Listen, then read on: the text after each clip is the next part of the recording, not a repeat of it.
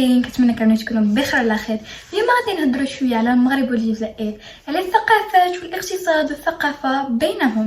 اولا المملكه المغربيه، النظام السياسي ملكيه دستوريه، حيث الملك يتمتع بصلاحيات تنفيذيه واسعه، يعتبر أمين المؤمنين. العاصمة المغرب هي الرباط، والعاصمة الاقتصادية للمغرب هي الدار البيضاء. اللغة الرسمية للمغرب الدارجة والعربية والأمازيغية، واللغة الثانية هي الفرنسية.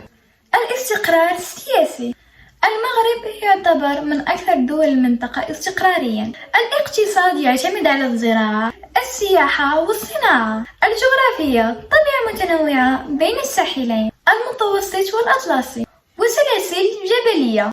الصحراء المغربية، تدعم المملكة السياسة الحكم الذاتي تحت سيادة المغرب، بينما تدعم جبهة البوليساريو الانفصال بدعم جزائري. الجمهورية الجزائرية الديمقراطية، عاصمة الجزائر هي الجزائر العاصمة، أو تسمى البهجة أو الجزائر البيضاء. اللغة العربية والأمازيغية، اللغة الوطنية والرسمية. الفرنسيين في الجزائر منتشرين بشكل كبير.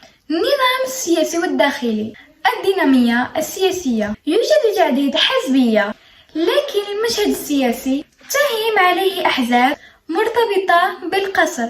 الحزب الحاكم حاليا هو حزب التجمع الوطني للأحرار. الجمهورية المتقدمة، نموذج فريد لا مركزي يمنع جهة المملكة صلاحيات واسعة في التدبير.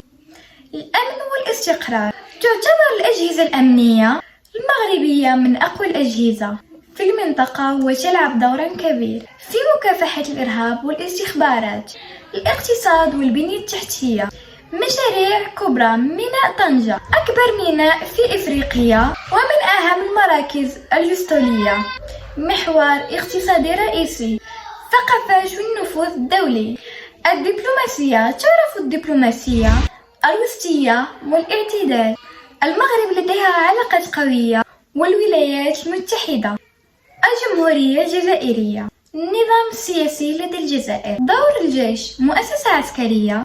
البيان تلعب دورا أساسيا وخلفيا في صنع القرار السياسي، وهو ما يعرف بالسلطة. الاعتماد على المحروقات، يشكل النفط والغاز بنسبة 90% من إيرادات التصدير و60% من الميزانية. هذا يجعل الاقتصاد أكثر حساسية للتقلبات العالمية في الأسعار.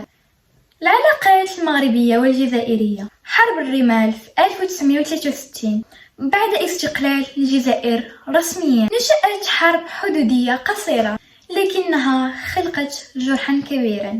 قضية الصحراء منذ 1975 هي القلب النابض للصراع بين المغرب والجزائر.